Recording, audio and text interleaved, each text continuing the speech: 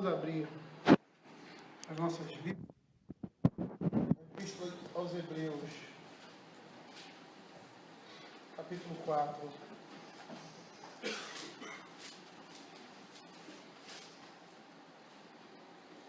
Versos 11 e 12.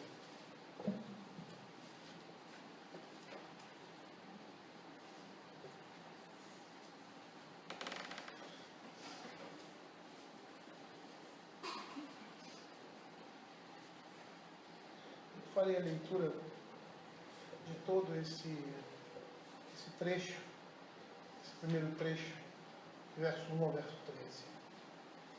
Temamos, portanto, que sendo-nos deixada a promessa de entrar no descanso de Deus, suceda parecer que algum de vós tenha falhado. Porque também a nós foram anunciadas as boas novas, como se deu com eles, mas a palavra que ouviram não lhes aproveitou, visto não ter sido acompanhada pela fé naqueles que a ouviram. Nós, porém, que cremos, entramos no descanso, conforme Deus tem dito. Assim jurei na minha ira, não entrarão no meu descanso. Embora certamente as obras estivessem concluídas desde a fundação do mundo, porque em certo lugar assim disse, no tocante ao sétimo dia. E descansou Deus no sétimo dia de todas as obras que fizeram. E novamente no mesmo lugar, não entrarão no meu descanso. Visto, portanto, que resta entrarem alguns nele, e que por causa da desobediência não entraram aqueles aos quais anteriormente foram anunciadas as boas novas, de novo determina certo dia hoje, falando por Davi, muito tempo depois, segundo antes fora declarado, hoje, se ouvides a sua voz, não endureçais o vosso coração. Ora, se Josué lhes houvesse dado descanso, não falaria posteriormente a respeito de outro dia. Portanto, resta um repouso para o povo de Deus. Porque aquele que entrou no descanso de Deus, também ele mesmo descansou de suas obras, como Deus das suas. Esforcemo-nos, pois, por entrar naquele descanso, a fim de que ninguém caia segundo o mesmo exemplo de desobediência. Porque a palavra de Deus é viva e eficaz, e mais cortante do que qualquer espada de dois gumes, e penetra ao ponto de dividir alma e espírito, juntas e medulas, e é apta para discernir os pensamentos e propósitos do coração. E não há criatura que não seja manifesta na sua presença. Pelo contrário, todas as coisas são descobertas e patentes aos olhos daquele a quem temos de prestar contas. Queridos, há uma forte ligação entre esses versos, o verso 12 e o verso 13, com os versículos anteriores. E essa advertência, ela é baseada nos fatos, ou seja, essa é uma advertência baseada em fatos, baseados na natureza da revelação divina. Ela é profunda e penetrante. E nós devemos nos lembrar o que diz Deuteronômio capítulo 8, verso 2. Nesse contexto que nós estamos falando aqui de Hebreus, quando ele diz assim: recordar-te-ás de todo o caminho pelo qual o Senhor teu Deus te guiou no deserto, estes 40 anos, para te humilhar, para te provar, para saber o que estava no teu coração, se guardarias ou não os seus mandamentos. Nós temos aqui diante de nós, terminando essa parte aqui do capítulo 4, uma característica da palavra de Deus. Um aspecto interessante da palavra de Deus. Uma característica singular da palavra de Deus. Ela é viva, ela é eficaz, ela prescruta os corações, ela vai ao mais fundo, ao âmago do coração do homem, e sonda esse coração e traz à luz aquilo que estava oculto a esse próprio coração. Como diz aqui Deuteronômio, para saber o que estava no teu coração, se guardarias ou não os seus mandamentos. Na última sessão que nós vimos, há uma discussão do autor sagrado sobre o descanso de Deus reservado aos crentes. E o foco desses versos está no poder da palavra de Deus, verso 12, porque a palavra de Deus é viva e eficaz. O foco está no poder da palavra de Deus e também na incapacidade do homem esconder-se do exame minucioso da palavra, verso 13. E não há criatura que não seja manifesta na sua presença. Pelo contrário, todas as coisas estão nuas e claras aos olhos do Senhor. É interessante, nós vamos perceber isso, que o efeito desses versos serve para dar uma conclusão apropriada à discussão que está sendo feita anteriormente, ou seja, o descanso do Senhor.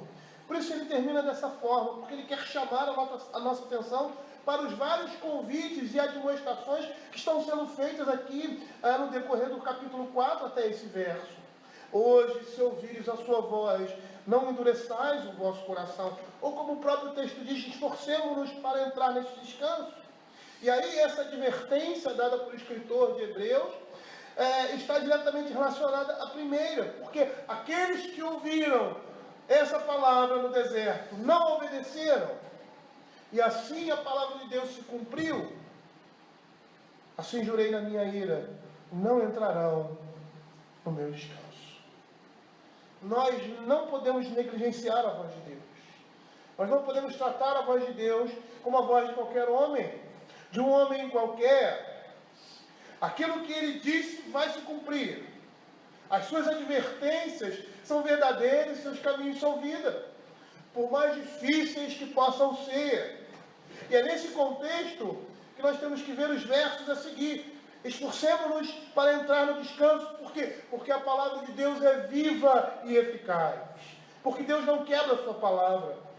Se aceitarmos a sua palavra e fizermos sua vontade obedientemente, a promessa do descanso será cumprida para nós.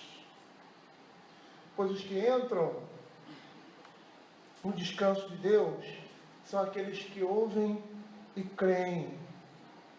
São aqueles que são obedientes à voz do seu Senhor. E apesar de violarem a sua aliança, o Senhor permanece fiel ao seu povo. Apesar de violarem a aliança de Deus, Ele permanece fiel, fazendo o povo entrar na terra prometida. Seus filhos herdaram a promessa. O Senhor não rejeita o seu povo, jamais. Nem desampara a sua aliança, como diz o Salmo 94, versos de 12 a 15. Bem-aventurado o homem a quem tu repreendes, a quem ensinas a tua lei, para lhe dar descanso dos maus dias, até que se abra a cova para o ímpio. Pois o Senhor não há de rejeitar o seu povo, nem desamparar a sua aliança, mas o juízo se converterá em justiça, e seguirão todos os de coração reto.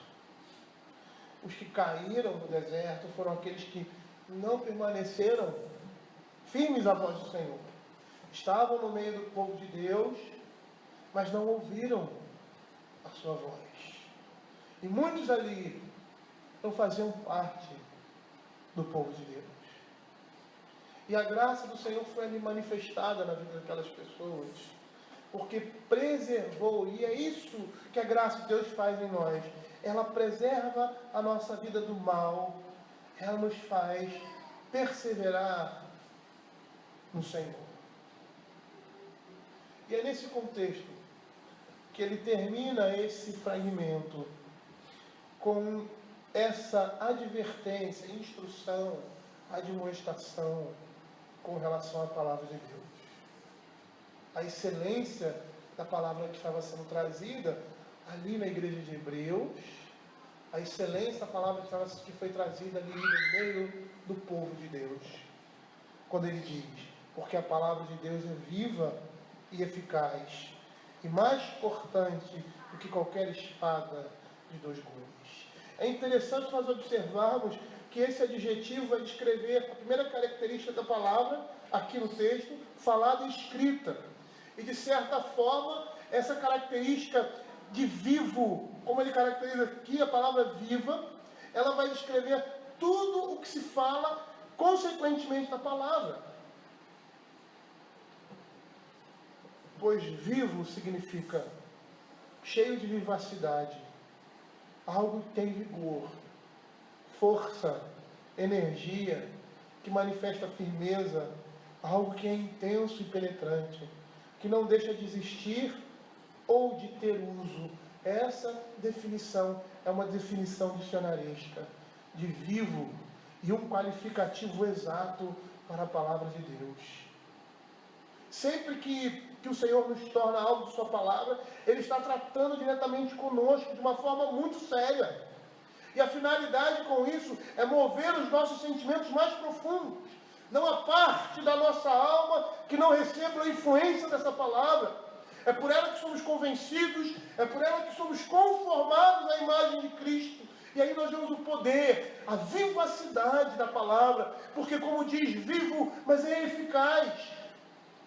E no original é algo que produz resultados. Ela jamais volta vazia, mas cumpre os propósitos de Deus. Como o profeta Isaías disse, lá em Isaías 55, verso 11, quando está falando da graça de Deus, ele diz assim: assim será a minha palavra, a palavra que sair da minha boca. Não voltará para mim vazia, mas fará o que me apraz e prosperará naquilo que a designei. Ela é eficaz, porque ela tem resultado. É uma palavra viva, ela tem força, ela tem poder. Ela produz os resultados esperados por Deus. Lançar a semente da palavra de Deus nunca é em vão. Nunca é em vão. O apóstolo Paulo, ele vai dizer que a palavra de Deus não tem o mesmo efeito em todas as pessoas. Abram aí 2 Coríntios, capítulo 2, verso 14 e 16. Olha o que a palavra de Deus diz. Graças, porém, a Deus, que em Cristo sempre nos conduz em triunfo e por meio de nós manifesta em todo lugar a fragrância do seu conhecimento. Porque nós somos para com Deus o bom perfume de Cristo, tanto nos que são salvos, como nos que se perdem.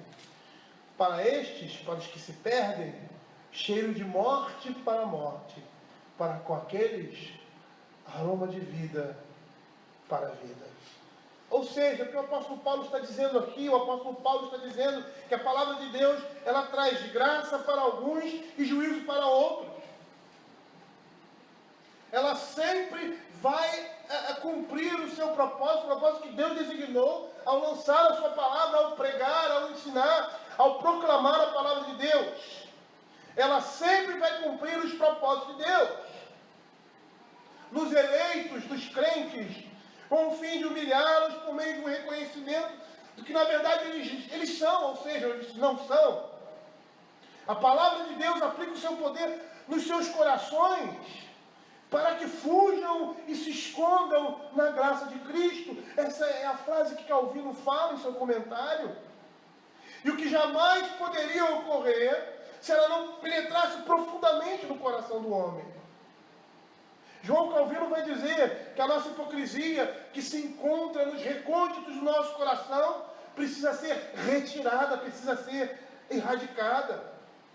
E que nós devemos, não só humildemente estar dispostos a espicaçarmos, a afligirmos, mas também a ser profundamente feridos, para que, prostrados pelo senso de morte eterna, aprendamos a morrer por nós mesmos. E somente a palavra de Deus pode fazer isso. Jamais seremos renovados em nossa mente se o nosso velho homem não morrer pelo gume dessa palavra. Nós não podemos ser trazidos à obediência de Cristo, senão pela morte dos nossos próprios desejos. E a palavra de Deus tem poder para fazer isso. Somente ela tem poder para fazer isso. Mas ele diz que ela é viva e ela é eficaz, mais cortante que espada de 2 gumes. É interessante que essa espada na antiguidade era a mais afiada que se tinha disponível. Certa vez eu estava vendo um documentário sobre a faca do sushi man. Não aqui no Brasil, mas daqueles profissionais aqueles que têm um certificado, aqueles que têm um certificado no Japão, sei lá o quê. A faca deles era uma faca feita de pedra. Eu não sei se era o sílex da pederneira, mas era um tipo de pedra. E essa faca era extremamente preparada, afiada com esse instrumento. A faca que nós conhecemos é lâmina, né? Alumínio, ferro, sei lá o quê, mas é um tipo de lâmina diferente. Não, era de uma pedra.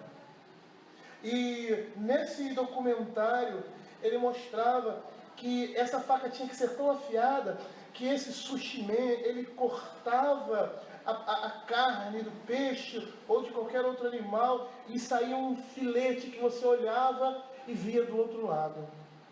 De tão cortante, de tão precisa que ela era. É assim a palavra de Deus. É dessa forma que Deus compara a sua palavra com essa arma. Lá em Apocalipse capítulo 1, verso 16, nós temos a mesma expressão metafórica, palavra que saía da boca do Filho de Deus, glorificado, que diz assim: tinha na mão direita 7 estrelas, e da boca saía-lhe uma afiada espada de 2 gumes. Essa é a palavra que sai da boca de Deus. E esse simbolismo, ele nos transmite que o julgamento de Deus, ele é severo, ele é justo, ele é terrível. E temos nessa imagem o caráter penetrante da palavra de Deus, o seu alcance, a capacidade de penetração da palavra de Deus é impressionante, porque soa no mais profundo do coração do homem.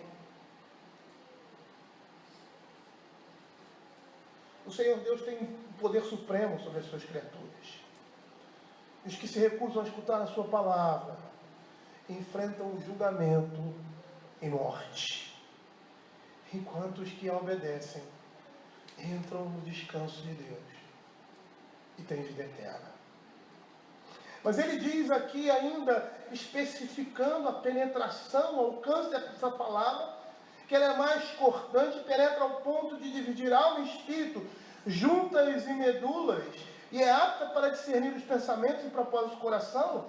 E essa descrição está elucidando o aspecto penetrante da palavra de Deus. É um corte tão profundo que ela pode prescrutar o insondável. Ela pode penetrar naquilo que é impossível ao homem penetrar. É a única que pode discernir as intenções mais profundas do nosso coração.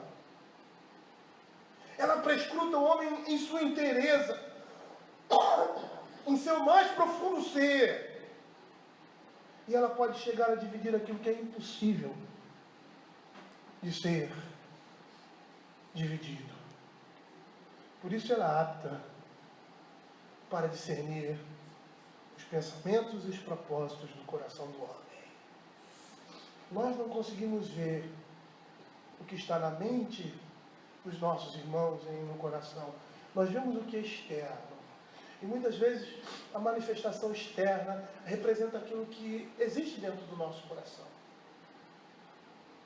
Mas essa imagem do que é externo pode não ser precisa aos nossos olhos, porque nós não conhecemos profundamente o que vai no coração de cada um. Mas o Senhor conhece. E é por isso que a palavra de Deus, ela discerne os nossos pensamentos. Ela fala aquilo que nós não temos condições nem capacidade de dizer. Ela vai até o mais profundo da nossa alma. E o objetivo disso é fazer nos voltar para Deus. É um desafio para nós. Sabemos que a palavra de Deus nos afeta até o ponto de discernir e discriminar nossas mais profundas intenções. Muitas vezes nós fazemos coisas certas e boas, mas a intenção do nosso coração é má. E nós não podemos discernir isso. Mas a palavra de Deus pode. Nem nossos pensamentos mais íntimos estão abrigados do discernimento da mensagem de Deus. Ela afeta de um modo muito compreensivo o homem de uma forma total, de uma forma completa. E nada nem ninguém permanece intocado pela Escritura. pois ela se dirige a todos os aspectos da vida humana, ela chega a examinar nossos pensamentos e atitudes. E embora o pensamento dos homens permaneça escondido, a palavra de Deus revela esse pensamento. Davi, no Saltério, lá no Salmo 139, verso 1 e 3, ele fala que o Senhor examina e conhece todas as coisas. Ele diz assim: Senhor, tu me sondas e me conheces. Sabe quando me assento e quando me levanto. De longe penetra os meus pensamentos. Esquadrinhas o meu andar e o meu deitar. Conhece todos os meus caminhos. Ainda a palavra não me chegou à língua. E tu, Senhor, já a conheces toda. E é interessante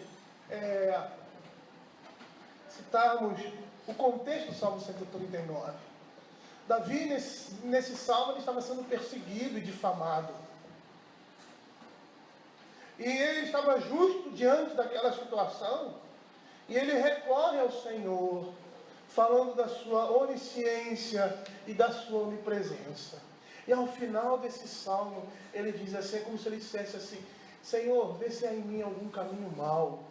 Porque pode ser que diante de toda essa situação, de toda essa perseguição, de toda essa difamação, de toda essa provação, eu tenha me portado indevidamente, eu tenha pecado e não tenha percebido. Traz isso à luz. É nesse contexto. E quantas vezes nós vemos isso nas Sagradas Escrituras? O Senhor conhecendo as nossas mais profundas necessidades melhor do que nós mesmos. Como, por exemplo, abram Marcos capítulo 2. Como no caso da cura de um paralítico em Cafarnaum, em que Jesus, que é o espírito da profecia, sabia que aquele homem necessitava do perdão dos seus pecados. Queria esse perdão.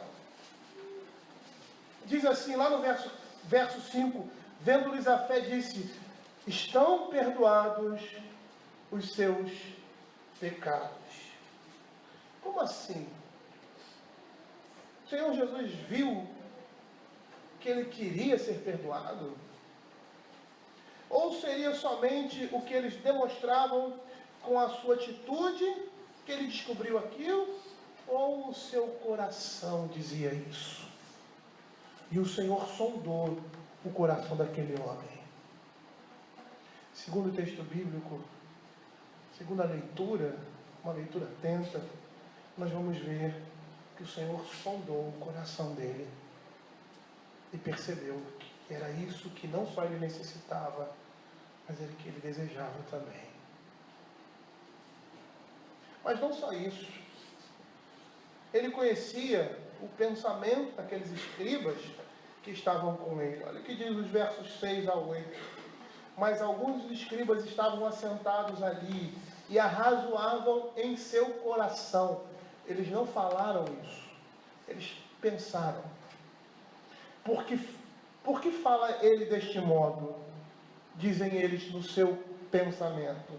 Isto é blasfêmia. Quem pode perdoar pecados senão um que é Deus? E Jesus, logo percebendo por seu espírito que eles assim arrazoavam, disse-lhes: por que arrazoais sobre essas coisas em vosso coração? Ou seja, o Senhor estava dizendo, ele olhou para aqueles homens que estavam ao redor dele, depois de ele ter dito: estão perdoados os seus pecados, porque diante do texto bíblico nós conseguimos claramente entender isso, porque era aquilo que aquele homem necessitava, era aquilo que aquele homem, que o seu coração queria, e o Senhor contemplou isso na vida daquele homem. Porque além do desejo de ser curado, ele tinha provavelmente o desejo de ser perdoado. Por isso que o Senhor disse: estão perdoados os seus pecados.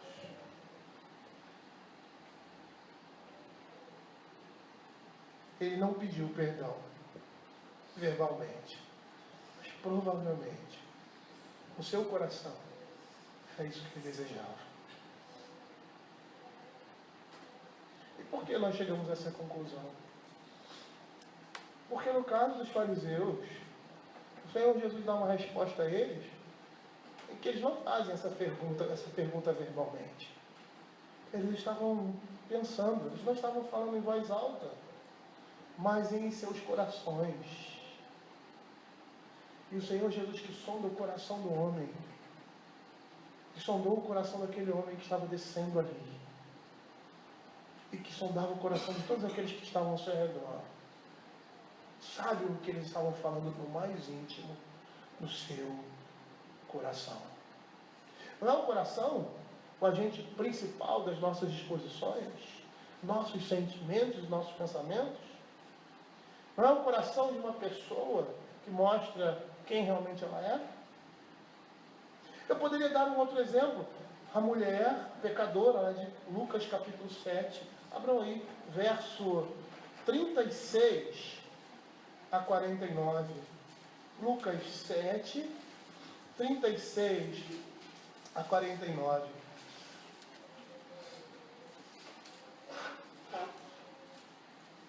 A pecadora que ungiu os pés do Senhor Jesus com seus cabelos. O verso 39, olha o que a palavra de Deus diz. Ao ver isto, o fariseu que o convidara disse consigo mesmo. Ele foi convidado para a casa de um homem, de um fariseu, para fazer uma refeição com ele. E uma mulher soube que o Senhor Jesus foi ali. E foi lá. E estava fazendo aquilo que ele deveria fazer. Lavando os pés de Jesus. Isso era um comportamento da época. Uma pessoa chegava na casa de uma outra. Lá existia um escravo que ia lavar os seus pés. Porque os caminhos, os lugares ali na Palestina eram lugares que não tinha asfalto. A maneira como o seu filho chega em casa depois de um dia de brincadeira ou depois de futebol, quando joga bola descalço. Era mais ou menos assim que chegavam aquelas pessoas na casa de seus convidados. E aí o escravo ia e lavava os pés daquela pessoa. Aquela mulher chegou ali e começa a lavar os pés do Senhor e enxugar com os seus cabelos. E aí no verso 39 ele diz assim: ao ver isto, o fariseu que convidara disse consigo mesmo: se este fora profeta, bem saberia quem e qual é a mulher que lhe tocou, porque é pecadora. O verso 40 diz assim: dirigiu-se-lhe Jesus ao fariseu e lhe disse: Simão, uma coisa tenho a dizer-te. Certo credor tinha 2 devedores, um lhe devia 500 denários e outro 50. Não tendo nenhum dos 2 com que pagar, perdoou-lhes ambos a dívida. Qual deles, portanto, amará mais? Suponho aquele a quem mais perdoou. Ele julgaste bem. E voltando para a mulher, disse: vê esta mulher, entrei em tua casa e não me deste água para os pés. Esta, porém, regou os meus pés com lágrimas e enxugou com seus cabelos. Não me deste ósculo, ela, entretanto, desde que entrei, não cessa de me beijar os pés. Não me ungiste a cabeça com óleo, mas esta com bálsamo ungiu os meus pés. Por isso te digo, perdoados são os seus muitos pecados, porque ela muito amou, mas aquele a quem pouco se perdoa, pouco ama. Olha que interessante. Eu vou continuar até o verso 50. Então disse a mulher: perdoados estão os teus pecados. E os que estavam com ele à mesa começaram a dizer entre si: quem é este que perdoa pecados?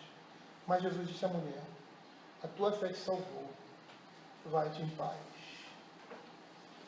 O fariseu diz assim: se esse fosse profeta, ele saberia que essa mulher é pecadora, provavelmente uma adúltera, ou uma prostituta, que se arrependeu dos seus pecados. Mas Jesus era mais do que profeta, pois ele sabia que ia no coração e no pensamento daquele homem. Por isso ele propôs aquela narrativa. Ele viu o coração daquele homem, e viu o coração daquela mulher, e percebeu claramente que aquela mulher amava muito ao Senhor, porque reconhecia o seu pecado, e ia diante do Senhor clamar pela sua vida. Mas aquele homem, e quando o Senhor Jesus profere esse discurso, ele vai no coração daquele homem. Ele fala aquilo porque sabia o que se passava no mais interior do coração daquele homem, daquilo que ele estava pensando quando ele arrasou com seu próprio coração. Quando ele diz assim, disse consigo mesmo, ele não proferiu isso, ele falou no seu pensamento, mas o Senhor ouviu e deu a resposta, uma resposta a uma indagação que não foi proclamada, que não foi proferida em alta voz. Esse é o poder penetrante da palavra de Deus. O Senhor sabe o que existe de mais profundo e de mais íntimo no nosso coração. Abra Lucas capítulo 12. Lucas capítulo 12, verso de 13 a 21. Quando o Senhor Jesus reprova a avareza de um homem, pois ele contemplou o que ia no seu coração em mente. Vejam o versículo 13. Neste ponto, um homem que estava no meio da multidão lhe falou, mestre, ordena a meu irmão que reparta comigo a herança. Mas Jesus respondeu, homem, quem me constituiu juiz ou partidor entre vós? Então lhe recomendou, tende cuidado e guardai de toda e qualquer avareza, porque a vida do homem não consiste na abundância dos bens que ele possui. É interessante nós percebemos o verso 13, fizemos um paralelo com o verso 15, ou seja, aquele homem pedindo para que o Senhor o ajudasse na partilha dos seus bens. E o texto aqui na Escritura não diz. Provavelmente ele estava pleiteando algo legítimo. Provavelmente ele estava pleiteando algo possível. Mas o Senhor contemplou o que existia dentro do coração dele. A avareza que existia dentro do coração dele. Com aquelas palavras só, ele não somente olha para o que ele disse, mas vê o seu coração. E é esse o poder da palavra. Esses são os olhos do Senhor estão atentos, Ele conhece o mais profundo, Ele sabe das nossas necessidades, Ele sabe qual é o ponto que Ele deve tocar na ferida, para poder abrir a ferida e curá-la. Eu poderia dar outros exemplos, em que Jesus, que é o Logos, Ele sonda o coração dos homens. E Jesus é o Logos, pois a palavra de Deus, ela fala de Cristo, ela aponta para Cristo e ela é inspirada pelo Espírito de Cristo. A palavra de Deus, ela se confunde com o próprio Deus, com o próprio Cristo, porque ela revela esse Deus, e porque é a palavra que sai da sua boca. Lá em 1 Pedro capítulo 1, verso 11, olha o que a palavra de Deus diz, investigando atentamente qual a ocasião, quais as circunstâncias oportunas, indicadas pelo Espírito de Cristo que neles estava. Ele está falando do Espírito da profecia, ele está falando de Cristo. Cristo é o Espírito da profecia. É por isso que Pedro vai citar, se eu não me engano, é Pedro sim, ele vai citar Noé, dizendo que Cristo estava pregando ali no tempo de Noé. E como Cristo estava pregando no tempo de Noé? Porque a pregação de Noé era a pregação de Cristo, e o Espírito de Cristo estava presente, porque ele é o Espírito da palavra de Deus.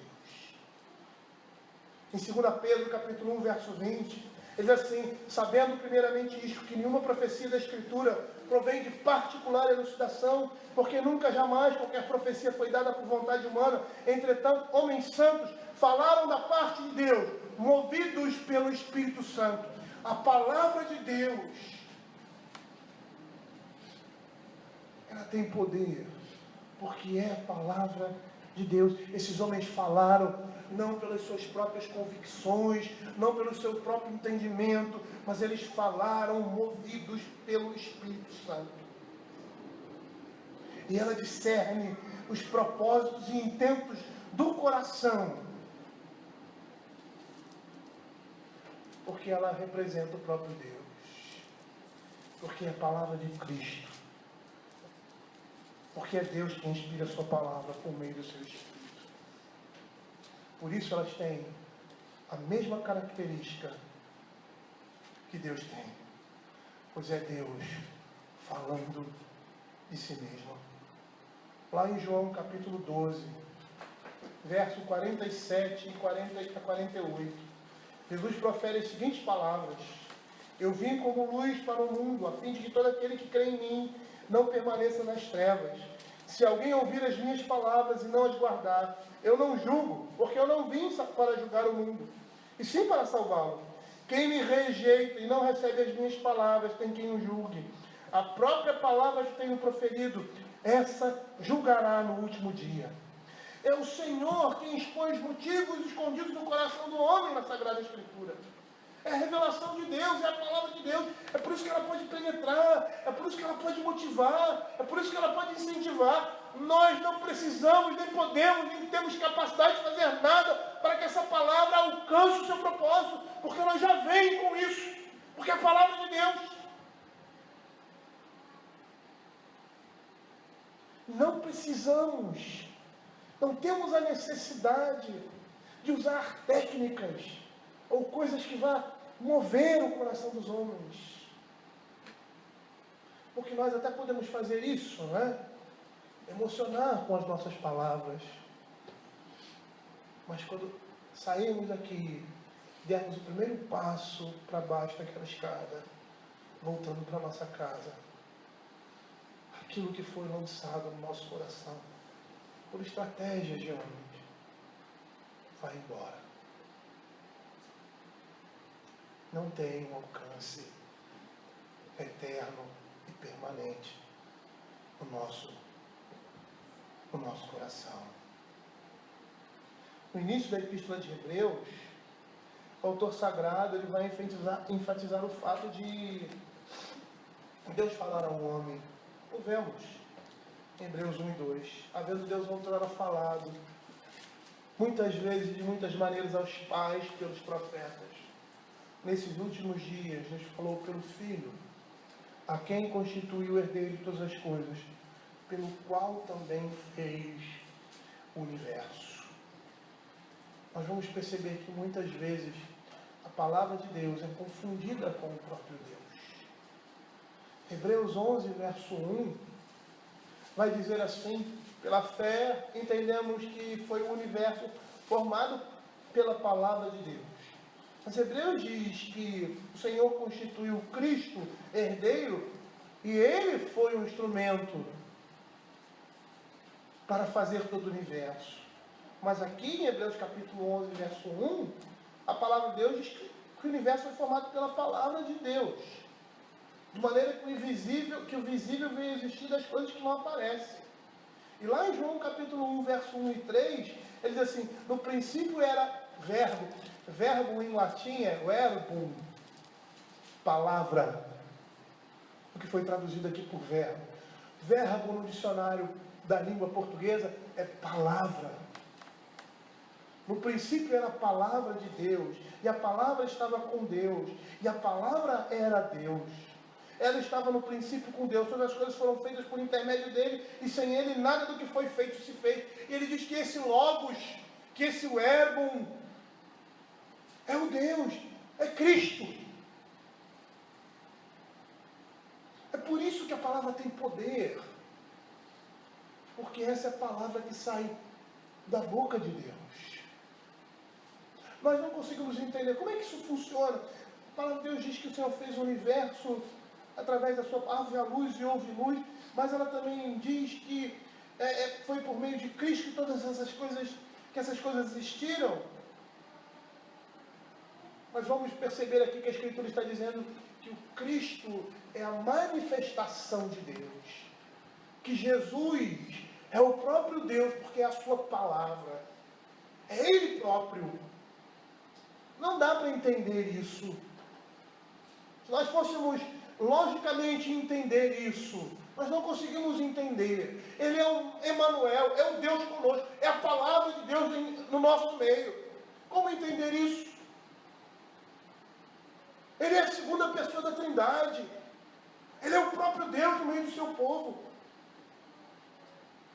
Ele é o Deus revelado. O universo foi feito através dele, por meio dele. Ele é o Logos divino.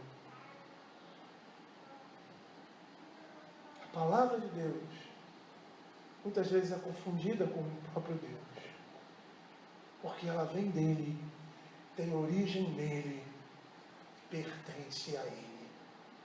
Por isso que ela é viva, e eficaz. Por isso que ela penetra o mais profundo do coração do homem. Por isso que ela discerne, como ele diz aqui, apta para discernir os propósitos e os pensamentos e os propósitos do coração. E é tão interessante isso porque a palavra de Deus, ela tem a característica do próprio Deus. Ela é apta para discernir, porque representa a sabedoria de Deus. Porque manifesta o conhecimento de Deus, porque manifesta a própria pessoa de Deus, os seus atributos. Falar sobre isso, ou falar muito sobre isso, é cair muitas vezes no erro. Porque é uma coisa que está além da nossa compreensão. E quando nós falamos as coisas que estão além da nossa compreensão, nós temos a tendência de errar e de falar besteiras. Porque nós não compreendemos essa grandiosidade, essa excelência, essa exaltação do Deus que a sua palavra manifesta. É interessante ele chamar de apta para discernir. Sabe o que significa discernimento aqui? No original é críticos.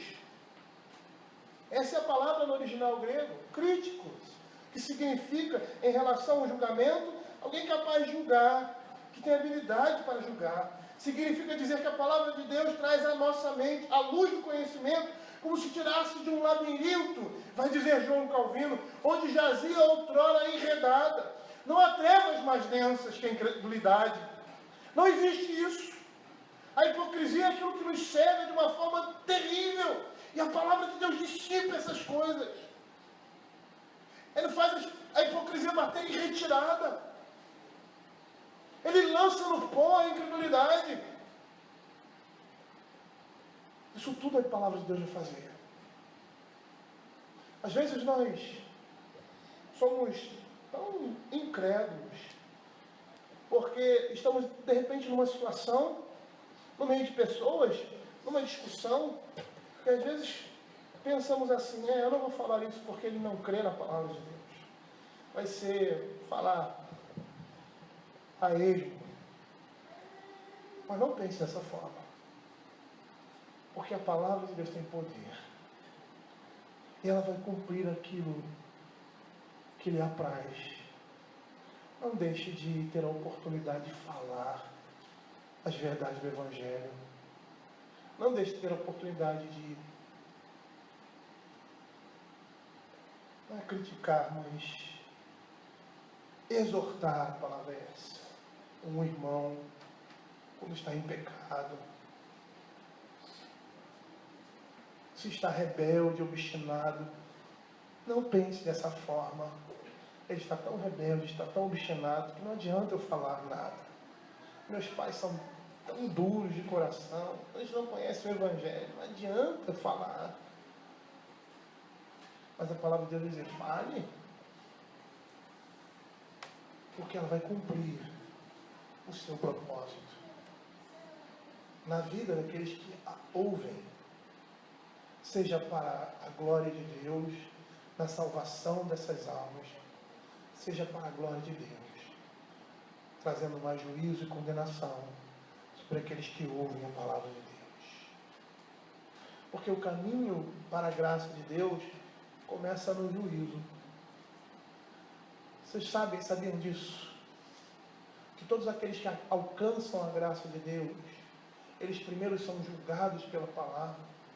E por serem julgados pela palavra, eles se voltam para o único lugar, ou a única pessoa que pode lançar esse juízo para longe deles e trazer graça, que é Cristo. Calvino, comentando o livro de Hebreus, ele vai dizer o seguinte: é daqui que emana o discernimento e o juízo que o apóstolo menciona, visto que os vícios que se ocultam sob a fachada de virtudes começam agora a descortinar-se e sua aparência se desvanece. Ainda quando os réprobos fiquem por algum tempo ocultos em seus covis, descobrirão que até mesmo ali a luz da palavra finalmente penetrou, de modo que não podem escapar do juízo divino. Daqui se ergue seu lamento e deveras seu furor, porquanto, se não forem estremecidos pela palavra, jamais perceberiam sua loucura. Tentam escapar ou evadir-se e evitar seu poder, ou ainda procedem como se não a tenham notado. Mas Deus permite que logrem sucesso, porquanto, enquanto caluniam ou injuriam a palavra de Deus, admitem, embora contra gosto ou relutante, que sentem seu poder em seu íntimo. Ela sempre vai cumprir o propósito, porque é a palavra de Deus, é o poder de Deus na vida dos homens. É por isso que ele diz que não há criatura.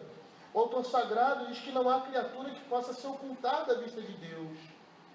Portanto, não haverá nada tão profundo na alma humana que não seja trazido à luz pela palavra de Deus. É tão interessante isso acontecer, porque às vezes estamos pregando sobre alguma coisa, ou estamos falando sobre alguma coisa com alguém, no discipulado, ou no trabalho, e é interessante que aquilo que nós estamos falando, nós temos um foco, mas ele é despertado em outra coisa qualquer. Aquela palavra que nós estamos trazendo ali desperta aquele homem em outras coisas que nós não pensávamos e nós não sabíamos da sua vida, mas vai lá no profundo, no mais âmago do coração daquele homem. E às vezes nós nem percebemos, porque nós falamos determinadas coisas, nós pregamos, e daqui a pouco uma pessoa chega para você e diz: se lembra aquele dia que você falou aquilo, que você pregou? E foi naquele dia que aconteceu isso na minha vida. O Senhor falou profundamente ao meu coração. Esse é o poder da palavra. Nós não podemos subestimar o poder da palavra de Deus. E é isso que o escritor de Hebreus está dizendo aqui. Não há criatura, não há nada mais profundo, nem mais escuro que o Senhor não possa ver. Porque tudo é trazido à luz pela palavra de Deus. Da mesma forma que a obra de Deus, sondar os corações do homem, Ele realiza essa tarefa através da sua palavra.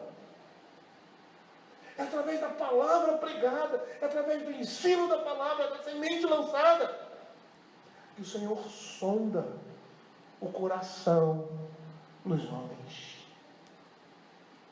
Tem um texto de 1 Coríntios interessante, lá em capítulo 14, verso 24, o apóstolo Paulo está falando ali dos dons da igreja, e ele está dizendo assim: é melhor profetizar do que falar em língua.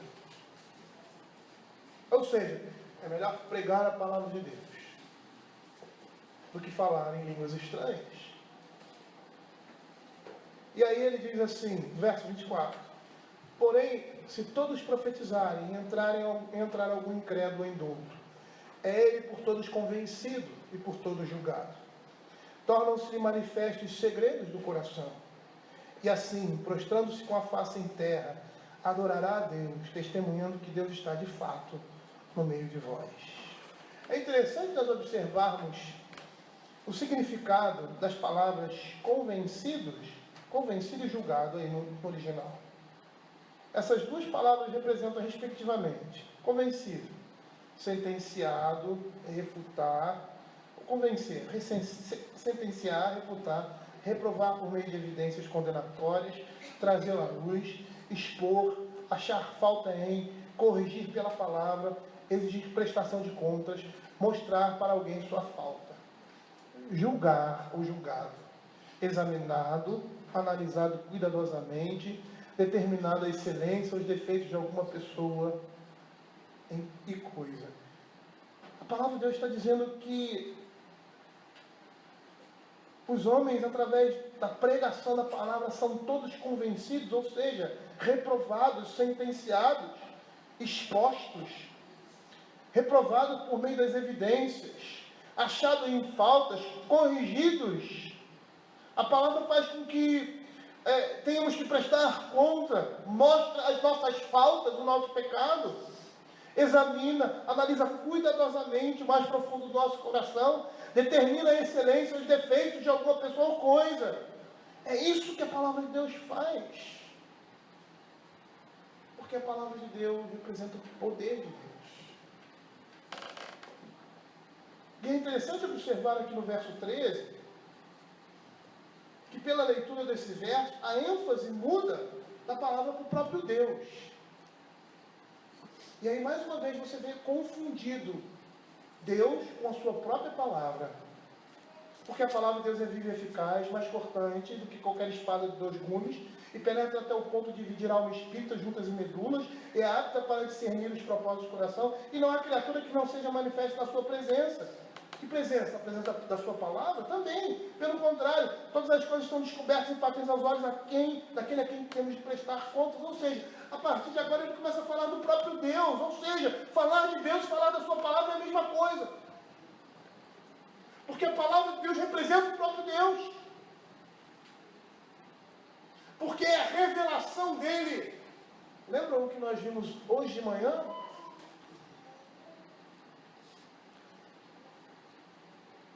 A palavra de Deus diz lá no Velho Testamento que o povo de Deus não viu nenhuma imagem.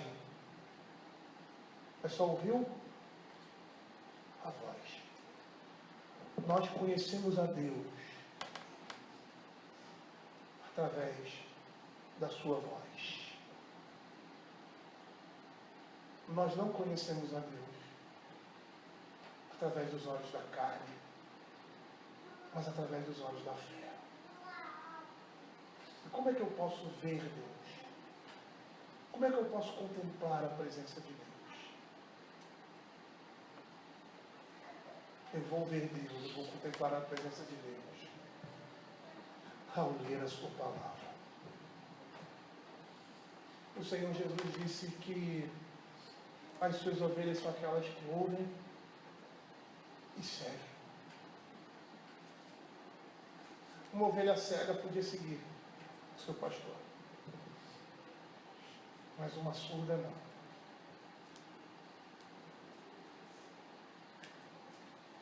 Nós precisamos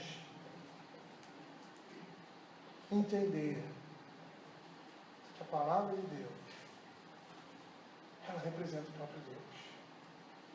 E se nós quisermos ter uma visão de Deus, hoje, nós vamos olhar para a palavra dele e vamos ver os atributos de Deus, a pessoa de Deus, manifestada na sua palavra. É impossível o homem esconder seus motivos pecaminosos nos cantos mais escuros do seu coração, porque Deus sabe, Ele vê tudo, até a mesma escuridão é como luz para Ele, como diz lá o salmista, no Salmo 139, 12, até as próprias trevas que são escuras, as trevas e a luz são a mesma coisa. Nenhuma criatura está escondida da vista de Deus, porque com Deus está tudo na luz, não há trevas. Abram Isaías capítulo 40. Olha o que o texto de Isaías diz. E quando a palavra de Deus está dizendo, porque a palavra de Deus é viva e eficaz, mais cortante do que qualquer espada de 2 gumes, e penetra no coração do homem, porque discerne os seus pensamentos, isso não é juízo para nós, isso é graça. Se nós pensarmos que isso é juízo para nós estamos pensando que nós somos ímpios. Porque por mais que exista pecado no nosso coração, quando a palavra de Deus vem e traz à luz a nós o nosso pecado, é para que sejamos curados. Se nós olharmos para esse texto e entendermos como juízo de Deus, você está redondamente enganado. Porque a palavra de Deus é juízo para aqueles que se perdem. Mas para nós, o prescrutar da palavra, o discernir da palavra, traz salvação e graça. É isso que nós precisamos entender. Nós não podemos olhar para os juízos da palavra de Deus e vê-los como juízos pura e simplesmente. Como muitos pastores dizem por aí, só se prega juízo, só se prega juízo. Se nós formos olhar a Escritura, nós vamos ver todo o tempo o juízo de Deus. Mas na vida do seu povo, isso é bênção. Discernir os propósitos do nosso coração. Trazer a luz do nosso pecado. É bênção para nós que somos filhos. Para te humilhar, para te provar e para te fazer bem. É graça, queridos. É isso que ele está dizendo lá em Hebreus. Ele está confirmando tudo aquilo que ele está falando anteriormente. Esforcemos-nos por entrar nesse descanso. Esse descanso é para nós. Porque a palavra de Deus é viva. Ela prescruta o nosso coração. Ela vai no mais profundo, no mais íntimo, na nossa própria alma e nos liberta do nosso próprio pecado. Olha o que diz o Salmo 40.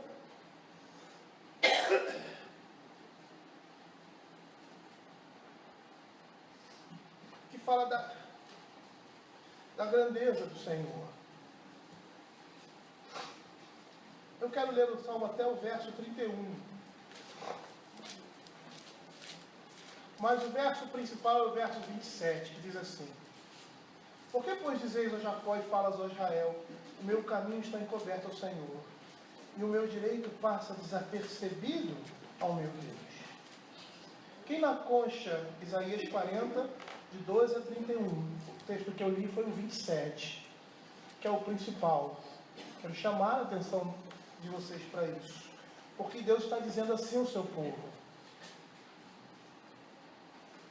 O povo está dizendo assim: o meu caminho está encoberto para o Senhor, e o meu direito passa desapercebido ao meu Deus. Olha o que diz todo o capítulo, todo esse trecho, verso 12. Quem na concha de sua mão mediu as águas e tomou a medida para o céu a palmos? Quem recolheu na terça parte de um éfa o pó da terra e pesou os montes em romana e os outeiros em balança de precisão? Quem guiou o Espírito do Senhor, ou como seu conselheiro o ensinou? Com quem tomou ele conselho, para que ele desse compreensão? Quem o instruiu na vereda do juízo, e lhe ensinou sabedoria, lhe mostrou o caminho do entendimento? Eis que as nações são consideradas por ele como um pingo que cai de um balde, e como um grão de pó na balança.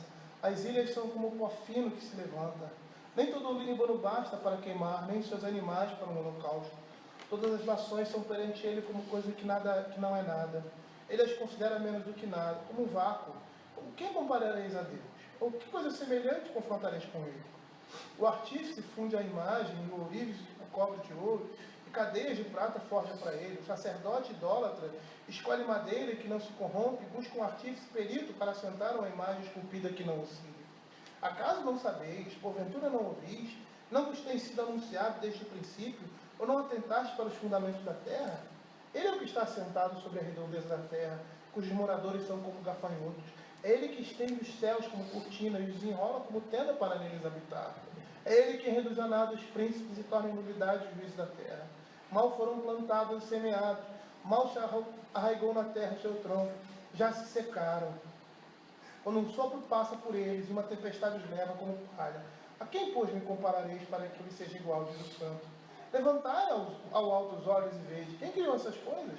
Aquele que faz sair o seu exército de estrelas, todas bem contadas, as quais ele chama pelo nome. Por ser ele grande em força e forte em poder, nenhuma só venha faltar. Por que, pois, dizes ao Jacó e falas ao Israel, o meu caminho está encoberto ao Senhor, e o meu direito passa desapercebido ao meu Deus? Não sabes, não ouviste o que o eterno Deus, o Senhor, o Criador dos fins da terra, nem se cansa, nem se fatiga? Não se pode esquadrinhar o seu entendimento? Faz forte ao cansado e multiplica as forças de que não tem nenhum vigor. Sobem com asas, como águias, correm e não se cansam, caminham e não se fatigam. Queridos, o nosso direito está diante de Deus. E é Ele quem vai cumprir a sua promessa.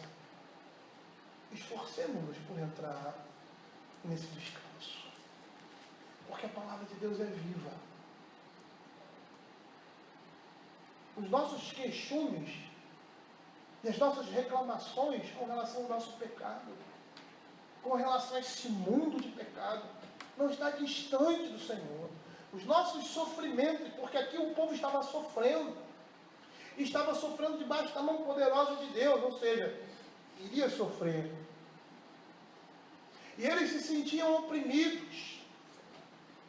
E essa palavra vem mostrar que Deus está suscitando um redentor, um libertador, não para o seu estado político, não para a sua condição política, que eles estavam presos, mas para a sua condição espiritual, porque a situação em que eles viviam era por causa do seu pecado. E ele diz: o direito de vocês e o caminho de vocês não está encoberto diante de mim. Espera no Senhor.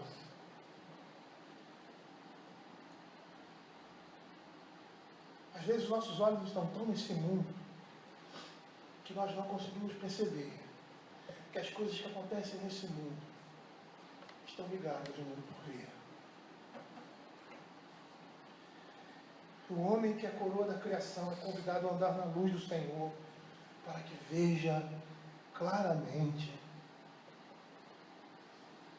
A palavra de Deus diz que lâmpadas para os meus pés é a tua palavra e luz para os meus caminhos.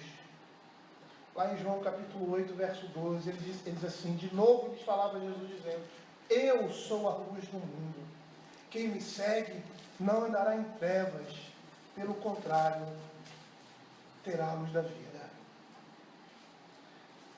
Queridos, a palavra de Deus deve ser obedecida com sinceridade e com uma honesta disposição de coração, ou seja, com uma disposição favorável, com boa vontade. Lembram-se do que nós falamos hoje de manhã com relação à disciplina do Senhor? Por quê? Porque Deus é aquele que discerne corações. Ele deu a sua palavra o poder de penetrar o mais profundo e secreto dos pensamentos do homem. Os incrédulos, eles procuram se esconder de Deus, mas são incapazes de fazê-lo. Nenhum homem pode fazer isso. E é o que Jeremias vai falar no capítulo 24, versos 23 e 24. Acaso sou Deus apenas de perto do Senhor, não também de longe? Ocultar-se alguém em esconderijo, de modo que eu não veja, diz o Senhor? Porventura não enche os céus e a terra, diz o Senhor? Pecados secretos podem ser escondidos dos homens, mas diante de Deus o pecador é revelado de espírito. Porque como diz o texto da Escritura, aqui em Hebreus, todas as coisas estão descobertas e patentes, ou seja, nuas e claras diante dos olhos de Deus. E os homens vão prestar contas de si diante de Deus. Os livros da consciência do homem estarão abertos diante dos olhos de Deus, e nada vai escapar dele. E Simon Kishmaker, comentando Hebreus capítulo 4, verso 13, ele vai dizer que no último dia os pecadores podem clamar às montanhas e às rochas, caiam sobre nós, esconda-nos da face daquele que se assenta no trono e da ira do Cordeiro. O julgamento final, queridos, todos vão prestar conta de si mesmos. Somente aqueles que estão em Cristo ouvirão a palavra libertadora, absolvidos. E sabe por quê? Porque eles estão sendo julgados nesse mundo, ou seja, estão sendo disciplinados pelo Senhor, para não serem destruídos como todos. O apóstolo Paulo vai dizer isso lá em 1 Coríntios capítulo 11, quando ele fala sobre a ceia, e ele vai dizer que quando julgados somos disciplinados pelo Senhor para não sermos destruídos pelo mundo. Ele diz assim: porque se nós julgássemos a nós mesmos, não seríamos julgados. Mas quando julgados, somos disciplinados pelo Senhor para não sermos condenados com o mundo. Queridos, é isso que a palavra de Deus faz na nossa vida. Ela prescruta, ela vai no mais profundo do nosso coração ela retira de nós aquilo que nós nem pensávamos que existia e revela aos nossos olhos aquilo que nós não conseguimos ver. E o fato, queridos, de que nada pode ser oculto, torna tanto mais necessário e urgente um representante eficaz que possa agir em nosso favor. E é isso que o escritor de Hebreus vai dizer a partir do verso 14. Tendo, pois, a Jesus, o Filho de Deus, como grande sumo sacerdote, que penetrou os céus, conservemos firmes a nossa confissão. Porque não temos um sacerdote que não possa se compadecer das nossas fraquezas. Antes foi ele mesmo tentado em todas as coisas, a nossa semelhança, mas sem pecado. Acheguemo-nos, portanto, confiadamente junto ao trono de graça, a fim de recebermos misericórdia e acharmos graça para o socorro em ocasião oportuna. Hoje de manhã, no livro de Provérbios, nós vimos o texto da Escritura dizendo claramente a nós que quando um filho se rebela ou não obedece à instrução do seu pai, a minha instrução bíblica, o Senhor tem a necessidade de discipliná-lo para que ele possa ser colocado no caminho de volta. Quando o escritor de Hebreus está dizendo assim, porque a palavra de Deus é viva e eficaz, mais cortante do que qualquer espada de 2 gumes, que penetra ao ponto de dividir alma e espírito, juntas e medulas, e é apta para discernir os propósitos e pensamentos do coração. E não há criatura que não seja manifesta na sua presença. Pelo contrário, todas as coisas estão descobertas e patentes aos olhos daquele que temos que prestar conta. Nós estamos ouvindo aqui não uma palavra de juízo, mas uma palavra de graça. Sabe por quê?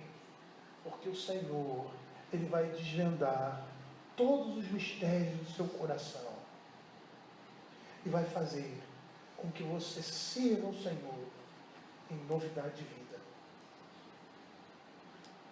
Porque nós temos um sumo sacerdote que se compadece de nós e que pode ouvir a nossa voz e que pode nos socorrer com a sua graça e com a sua misericórdia. É isso, Deus, da nossa palavra. É isso que a palavra de Deus faz. Ela nos transforma completamente à imagem de Cristo. Eu gostaria de cantar com os irmãos. Vamos ficar de pé.